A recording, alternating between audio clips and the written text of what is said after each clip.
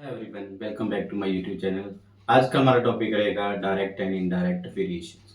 हमने इससे पहले टॉपिक कवर अप किया था रेशियो एंड प्रोपोर्शन, उसी का ये इंडिविजुअल पार्ट है जिसको हम डायरेक्ट और इनडायरेक्ट वेरिएशन की फॉर्म में रीड आउट करते हैं। तो चलिए शुरू करते हैं आज का हमारा ये टॉपिक डायरेक्ट और इनडायरेक्ट वेरिएशन। डायरेक्ट जैसे नाम से क्लियर है बच्चे, कोई भी चीज़ है अगर उसके डायरेक्टली प्रोपोर्शनल है, डायरेक्टली का ये साइन आपका आता है, उसमें यहाँ पे कोई नंबर लिखा जाता है। इट मीन्स दोनों नंबर क्या है, एक दूसरे के बिल्कुल डायरेक्ट हैं। जैसे आप चेक कर लो कि अगर आपके पास कोई आप वर्क कर रहे हो, ठीक है, उसकी आपको कोई पे दे रहा है, ठीक है, तो इट मीन जितना आप ज्यादा वर्क करोगे, मोर वर्क करोगे, उतनी ज्यादा मनी मिलेगी आपको।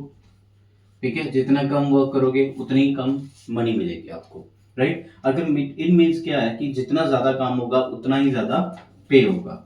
तो इसमें हम कैसे करते हैं, इसमें हम एरो के अकॉर्डिंग जो काउंट करते हैं। अगर आप एक साइड इंक्रीज हो रही है, दूसरी साइड भी क्या हो रही है, इंक्रीज हो रही है, तो इट मीन्स आपकी कौन सी वेरिएशन हो रही है, डायरेक्ट। अगर इसमें डिक्रीज हो रही है तो सेकंड भी क्या होनी चाहिए, डिक्रीज होनी चाहिए।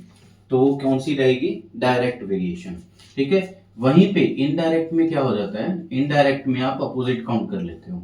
मतलब अगर एक चीज इंक्रीज हो रही है तो दूसरी चीज क्या होगी, डिक्रीज होगी। सपोज कैसे, टाइम और डिस्टेंस का रिलेशन है, ठीक है।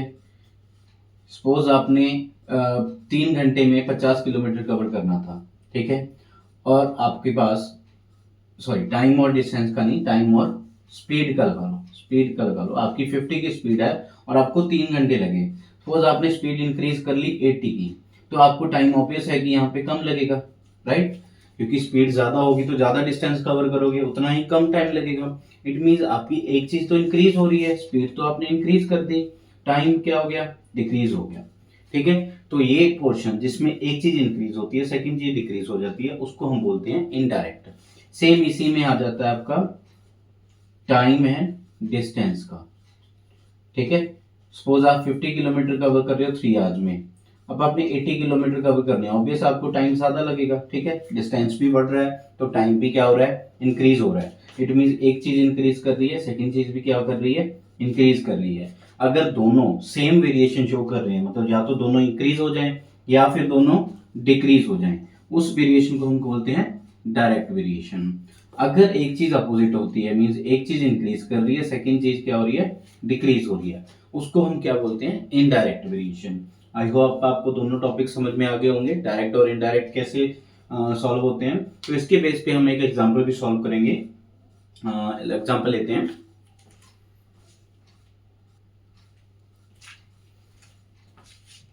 क्वेश्चन है, a worker is paid for ₹5500 for 20 days। If he work for 15 days, how much he will get.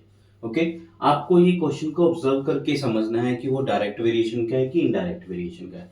अब यहाँ पे रिलेशन चेक करना होता है। क्या रिलेशन क्या है, देखो, एक तो रुपीज है, एक आपका डेज है। मतलब जितना ज्यादा वर्क होगा उतनी ज्यादा मनी मिलेगी, तो इट मीन्स ये कौन सी वेरिएशन होगी, ये डायरेक्ट वेरिएशन होगी। ठीक है, इसी वे में आपने बाकी क्वेश्चन को ऑब्जर्व करना और चेक करना है कि वहां पे कौन सी वेरिएशन अप्लाई होगी, डायरेक्ट अप्लाई होगी या फिर इनडायरेक्ट अप्लाई होगी। तो इस क्वेश्चन को करने के दो मेथड्स हैं। One is unitary method. ठीक है, यूनिटरी मेथड जो हम बोल रहे हैं कि पहले आप क्या कर लो, एक यूनिट की वैल्यू फाइंड कर लो। मतलब 20 डेज की कितनी कॉस्ट पड़ रही है आपको, 5500। तो एक दिन की कितनी कॉस्ट पड़ेगी, 5500 अपॉन 20, तो ये कितना हो गया, 275 रुपीज एक दिन का मिल रहा है। आपने क्या फाइंड करना है, 15 डेज का, तो 15 डेज का क्या हो जाएगा, मल्टीप्लाई कर लो।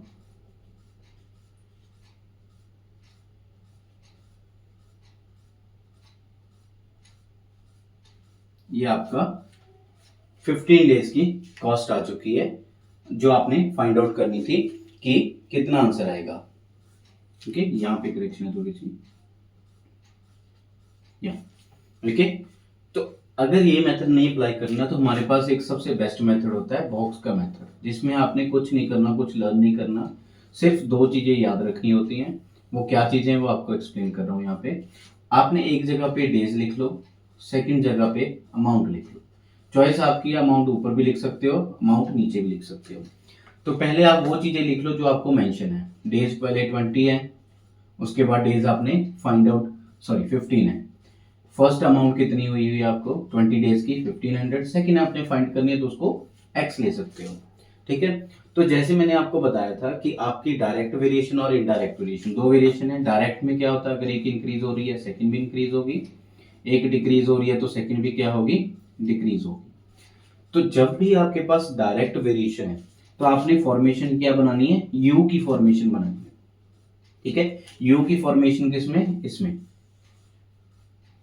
ओके, यू की फॉर्मेशन इसमें नहीं बनाओगे आप, इसमें आप यू की फॉर्मेशन नहीं बनाओगे, इसमें तो आप डायरेक्टली फॉर्मेशन कंप्लीट करोगे।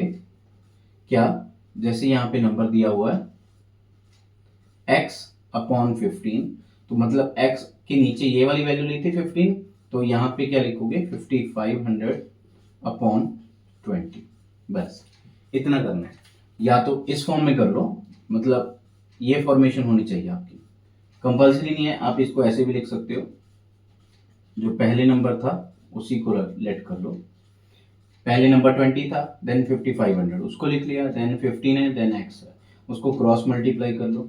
20 multiply x is equal to 5500 multiply 15, x की वैल्यू कितनी आ जाएगी 5500 मल्टीप्लाई 15 अपॉन 20, ये यही वाला आंसर है आपका 55 अपॉन 20 ये रहा, उसके बाद मल्टीप्लाई 15 करना था, ये रहा। तो बॉक्स बनाओ, बॉक्स से आपका आंसर बिल्कुल एग्जैक्ट आंसर आएगा, कोई मिस्टेक नहीं होगी, कोई आपका राइटिंग मेथड लिखने की भी जरूरत नहीं है। जो आप लिख रहे थे कि यूनिटरी में हमें राइटिंग मेथड लिखना पड़ता है, इसमें आपको राइटिंग मेथड लिखने की जरूरत नहीं पड़ेगी। तो जस्ट आपने क्या करना है, अगर आपका डायरेक्ट फॉर्मेशन है तो आप या तो इस फॉर्म में नंबर्स को लिख लो या फिर इस फॉर्म में नंबर्स को लिख लो, वो आपकी चॉइस है, कोई भी चॉइस के अकॉर्डिंग आप लिख सकते हो। फर्स्ट हमने लिखा हुआ है डाउनवर्ड की साइड, सेकंड हमने लिखा हुआ है ये वाला। ओके, दोनों में से चॉइस आपकी है, आप इसी फॉर्म में लिख सकते हो। Thank you. लास्ट हमने क्वेश्चन कवर अप किया था डायरेक्ट वेरिएशन का, अब इस हम चेक करेंगे इनडायरेक्ट वेरिएशन की एग्जांपल। तो क्वेश्चन है 17 man finish the work in 12 days, how many days the 4 man will complete the work. जैसे मैंने आपको बताया था कि क्वेश्चन को ऑब्जर्व करने के बाद ही आपको पता चलेगा कि कौन सी वेरिएशन है, डायरेक्ट वेरिएशन है कि इनडायरेक्ट वेरिएशन है। तो उसमें क्या था कि पे मिल रही थी पर्सन्स को, जितना ज्यादा टाइम वर्क करेंगे उतनी ज्यादा पे मिलेगी, ऑब्वियस वर्ड है। अब यहाँ पे रिलेशन किसका है, मेंस का और डेज का, तो मतलब कितने पर्सन काम कर सकते हैं कितने दिन में। तो अब आप देखकर ही पता चल सकता है, देखो अगर आपके पास पर्सन ज्यादा है तो वो जल्दी काम कब तक खत्म कर देंगे, अगर पर्सन कम है तो उनको ज्यादा टाइम लगेगा सॉल्व करने के लिए। तो ये कौन सी वेरिएशन होगी आपकी, ये आपकी इनडायरेक्ट वेरिएशन होगी। ओके, इनडायरेक्ट वेरिएशन को भी करने के दो मेथड्स हैं, फर्स्ट इज यूनिटरी मेथड। इसमें आप क्या करोगे, आप वही लिखोगे 17 मैन कितने दिन में कंप्लीट कर रहे हैं, 12 डेज में। एक मैन कितने में करेगा, अब यहाँ पे ध्यान रखना है, यहाँ पे आप मल्टीप्लाई करोगे। पहले हम क्या कर रहे थे, डिवाइड, एक पर्सन का फाइंड आउट करने के लिए यूनिटरी में, बट यहाँ पे क्या हो रहा है, इनवर्सली प्रोपोर्शनल है, राइट। इनवर्स क्या है, मतलब इनडायरेक्ट है, उसको ज्यादा टाइम लग रहा है, तो इसमें कितना लगेगा 204 डेज लगेंगे एक पर्सन को। ऑब्वियस सी बात है, देखो अगर 17% 12 दिन में काम कर रहे हैं तो एक पर्सन को ज्यादा टाइम लगेगा, तो आपको मल्टीप्लाई करना पड़ेगा। तो 4% कितने में करेंगे, 204 डिवाइड बाय 4, ये कितना हो गया 51 डेज। जो सेकंड मेथड मैंने आपको बताया था इनडायरेक्ट वेरिएशन का, वो ये था बॉक्स मेथड। उसमें हमने बॉक्स किसी भी मेथड में बना लेना है, इसमें बॉक्स एक चीज का ध्यान रखना है, मैन और डेज एक साइड आनी चाहिए, मेंस का वर्टिकल, यहाँ पे वर्टिकली बॉक्स आना चाहिए, ठीक है। हॉरिजॉन्टली आपका हेल्पफुल नहीं होगा, कभी कभी मिस्टेक रहती है। तो मेंस हमने यहाँ पे लिखने हैं 17, डेज कितने हो गए 12, सेकेंड टाइम पे मैन कितने हो गए 4, और डेज कितने हो गए आपने फाइंड आउट कर। उसमें मैंने आपको बॉक्स बनाया था हॉरिजॉन्टली, वो आप बना सकते हो, डायरेक्ट में कोई प्रॉब्लम नहीं आती, बट इनडायरेक्ट में थोड़ी सी प्रॉब्लम रहती है, उसमें आपको जस्ट एक ही चीज याद रखनी है, तो वर्टिकली बॉक्स बनेगा और कुछ नहीं। और जो फॉर्मेशन है वो आपकी क्या रहेगी, यू की फॉर्मेशन। ओके, यू की फॉर्मेशन क्लियर। तो 17 अपॉन 4 लिखना है और इधर यू को ही फॉलो करते जाना है, ठीक है। x upon 12, that's it. आपने स्टार्ट यहां से करना है, नीचे की तरफ आ रहे हो 17, ये आपका कितना था 4, ठीक है, ये 17 था, इसी फॉर्म में नीचे आना है, 17 अपॉन 4 लिखा, देन इसी को फॉलो करते जाना है, x अपॉन 12 लिखोगे, आप cross multiply 17 into 12 upon 4 is equal to x, 4 cut हो गया 12 के साथ 3, 7 इंटू 3, 17 इंटू 3 51, आपका सेम आंसर आएगा दोनों प्लेसेस पे। बस इस चीज का ध्यान रखना है कि बॉक्स आपका वर्टिकली होना चाहिए, और एक ही चीज याद रखनी है, यू की फॉर्मेशन। इनडायरेक्ट वेरिएशन के लिए, डायरेक्ट वेरिएशन के लिए आपके पास दो मेथड थे बस, या तो दोनों को डाउन ले लो या दोनों को अप ले लो, वो आपकी चॉइस थी। ठीक है, क्लियर। बस ये आपका इनडायरेक्ट वेरिएशन है, इसके बेस पे क्वेश्चन आपको यहाँ पे एग्जाम्पल समझा दिए, बाकी क्वेश्चन आप ट्राई करो और कमेंट बॉक्स में मुझे आंसर्स भेजो। Thank you.